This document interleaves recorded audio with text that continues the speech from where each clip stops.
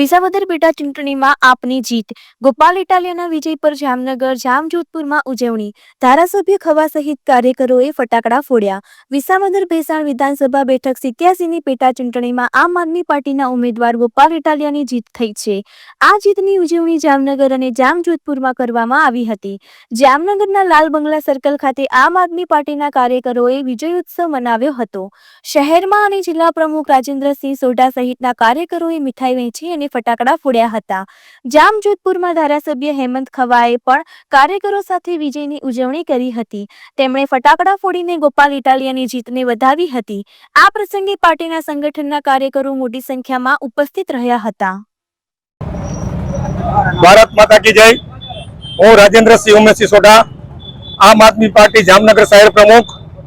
આજે જામનગર લાલ બંગલા મધ્યસ્થે જે 87 વિધાનસભા ભેસાણ અને વિસાવદરના ઉમેદવાર અમારા ભાઈ શ્રી ગોપાલભાઈ ઇટાલિયા અતિ ભવ્ય જે વિજય મળે એવો છે 17,000 થી પ્લસ।